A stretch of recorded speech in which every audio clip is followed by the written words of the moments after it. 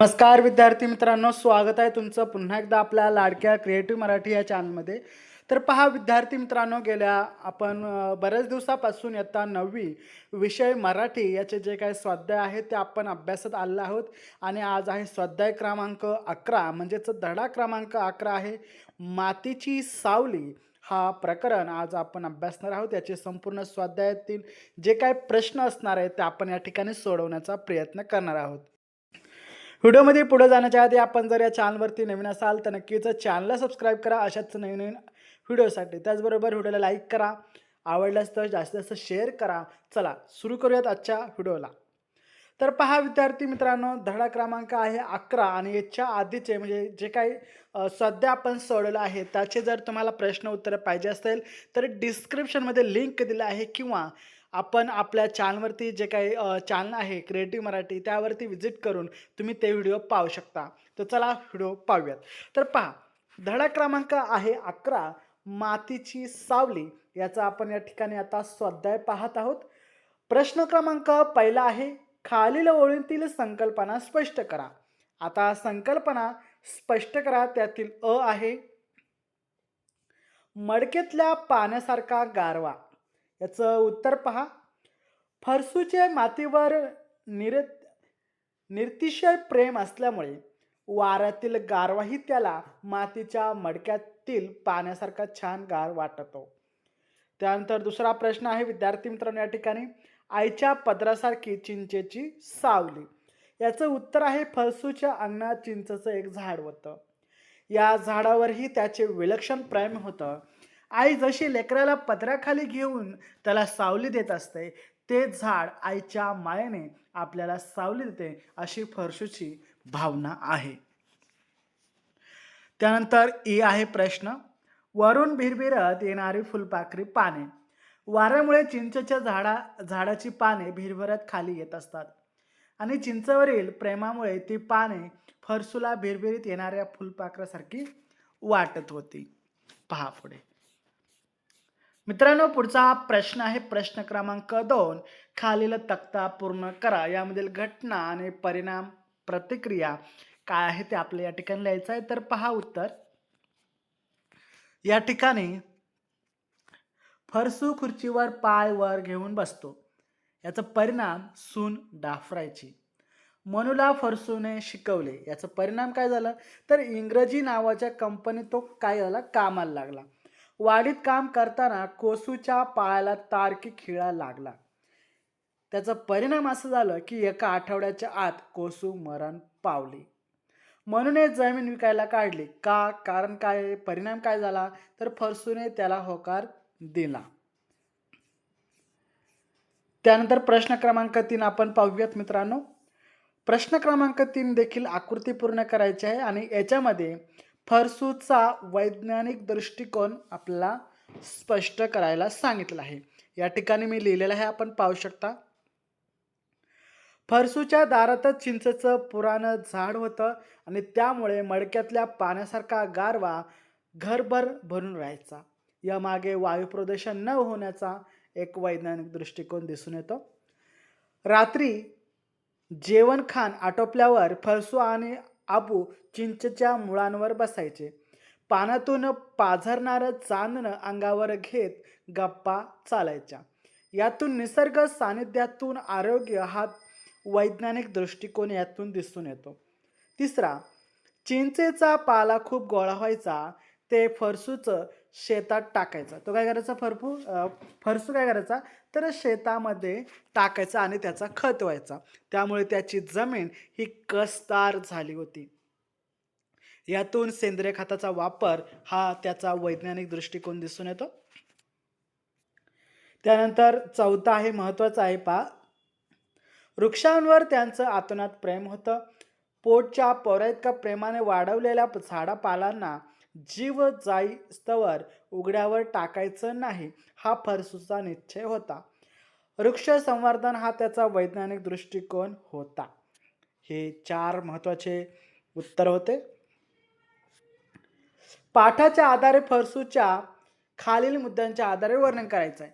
तर छंद, मेहनत आणि दुःख आणि माणूस हे फरसूचे जे काही उदाहरण आहेत त्यानुसार आपल्याला या ठिकाणी त्याचे वर्णन करायचं आहे. आता छंद म्हटल्यावरती काय, छंद कोणता होता, तर मातीची सेवा करणं हा फरसूचा एक छंद होता. त्यामुळे त्याचे शेत इतके सुपीक झाले होते की लोक त्याला जळायचे. जेवणखाण झाल्यावर चिंचच्या मुळावर बसून पानातून पाझरणारं चांदणं अंगावर घेत आबुशी गप्पा मारणंही हा त्याचा एक छंद होता. त्याचा आणखी एक छंद होता. तो कोणता? तो म्हणजे पायरीवर बसून झाडावर चढणाऱ्या खारी पाहणं. आता याच्या ठिकाणी मेहनत काय होती? तर मेहनत, हळसूची खूप मेहनत होती. चिंचेच्या खाली जो काही पाला पडायचा, पाचोळा पडायचा, तो गोळा करून तो काय करायचा? वाडीत नेऊन टाकायचा. फरसू व त्यांची मंडळी पाठीचा कणा दुखेपर्यंत शेतात राबायची. ही त्याची मेहनत होती. दुःख काय होतं? तर दुःख फरसूला 3 गोष्टीचं दुःख होतं. कोणतं? लहानशा कारणाने त्याची पत्नी कोसू मरण पावली. ओके. दुसरं दुःख, त्याचा आधारच गेला आणि तिसरं, संसार होत्याचा नव्हता झाला. दुसरं दुःख काय होतं? म्हणून म्हणून काय केली? जमीन विकायला काढली आणि आपण त्याला मान डोकावली याचं त्यानं कागदावर निमटून साह्य करून दिल्याचं. आणि तिसरं दुःख असं होतं की जमिनीवर बंगला उभारण्यासाठी आपल्याला ही जन्मापूर्वीपासून उभी असलेली झाडं तोडावी लागेल, याचे एक दुःख होतं. खूप महत्त्वाची 3 कारणे आहेत, तर पेपरला विचारलं जाऊ शकतात. त्यामुळे ही कारणे लक्षात ठेवा. माणूसपण. जमिनीवर ट्रॅक्टर फिरला, बागायत मातीला मिळाली, मोठाले खड्डे खणले, भलं मोठं दगडाविटाचं धूळ तिच्यावरचं उभारलं गेलं. या मातीशी नाळ तुटली की माणूसपण तरी कसं राहणार? पाय मातीवर असतात तोवरच माणुसकी असतो. तिला विकून आपण माणूसपणाचं विकलं आहे, असं देखील या ठिकाणी फरसूला वाटतं. आता या ठिकाणी आपल्याला एक ओघ तक्ता पूर्ण करायचा आहे. त्याच्यामध्ये मनूची आई प्रार्थना करायची आणि शेवट लिहिलं आहे, घास गणित पोटात माय उतरायची. आपल्याला 2 जे आहेत ते या ठिकाणी उत्तर लिहायचे आहेत, पर्याय लिहायचे आहेत. पहा, मी या ठिकाणी लिहिलेलं आहे, आपण पाहू शकता. तर या ठिकाणी मी उत्तर लिहिलं आहे, आमचे बाप्पा तू स्वर्गात आहेस. एका सुरात प्रार्थना झाल्यावर जेवण व्हायचं. त्यानंतर मनूच्या आईची टकळी चालायची. मनू तर जेवता जेवता उठून नीना सिबलशी मस्ती करायचा. तासभर जायचा जेवणाच्या गडबडीत मन रित्त व्हायचं. अशा प्रकारे या ठिकाणी उत्तर आपण लिहिलं आहे. त्यानंतर पुढे आहे प्रश्न क्रमांक 5. खालील वाक्य प्रामाण्य भाषेत लिहा. प्रामाण्य भाषेत म्हणजे आपल्या भाषेमध्ये लिहा, असं या ठिकाणी आहे. आमचा जन्म या मातीत गेला म्हणून थोडं वाईट वाटते. आमचा जन्म या मातीत गेला म्हणून थोडं वाईट वाटतं. त्यातील पुढचा प्रश्न आहे, त्यांचीच पुण्याई ही बावडी नै नदी है नदी. त्यांचीच पुण्याई ही विहीर नव्हे तर नदी आहे नदी, असं या ठिकाणी त्याचा उच्चार होतो. खालील वाक्यप्रचारांचा योग्य अर्थ शोधा व तो लिहा. आता या ठिकाणी काही वाक्यप्रचार आले होते जे की तुम्हाला याचा अर्थ माहीत पाहिजे. लक्षात ठेवा. सूत कातणे, सतत बोलणे, वस्त्र विणणे. याचं उत्तर आहे टकळी चालवणे म्हणजे काय? सतत बोलणे. पहा, नाळ तुटणे, मैत्री जमणे की संबंध न राहणे की संबंध जुळणे. तर नाळ तुटणे म्हणजे संबंध न राहणे. पहा पुढं, खालील अर्थाची वाक्य पाठातून शोधून आपल्याला लिहायचं आहे. फरसूने आपल्या वडिलांचे ऋण दर्शवले. आता सरळ सोप्पा उत्तर आहे. आपण थोडक्यात धडा जरी लक्षात ठेवला असेल, वाचला असेल, तर तुम्हाला या ठिकाणी उत्तर मिळून जाईल. पहा, बाप जाद्यांची कमाई रे पोरांनो, त्यांचीच पुन्हाही बावडी नदी हाय नदी. फरसूचा संसार होत्याचा नव्हता झाला का? आपण इतक्यातच त्या जो काय प्रश्न होता तो आपण सोडवला आहे. म्हणजे तरावरून वाढलेल्या गुबगुबीत केळीचं अख्खं बन एका पावसाच्या वाऱ्यामध्ये जमिनीवर झोपावं तसा आपला संसार होत्याचा नव्हता झाला, असं या ठिकाणी उत्तर आहे. फरसूचं झाडाबाबत प्रेम कसं होतं? तर पोटाच्या पोरांइतकं प्रेमाने वाढवलेल्या झाडपालांना जीव जाईस्तवर उघड्यावर टाकायचं नाही, हा त्यांचा विश्व निश्चय होता. आता या ठिकाणी स्वमत म्हणजे स्वतःचं मत या ठिकाणी लिहायचं आहे.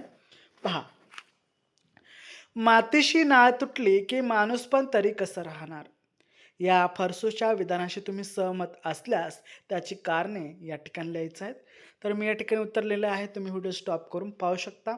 मी संपूर्ण तुम्हाला व्यवस्थित वाचून जर दाखवलं तर व्हिडिओ मोठा होईल, त्यासाठी तुम्ही व्हिडिओ स्टॉप करून पाहू शकता.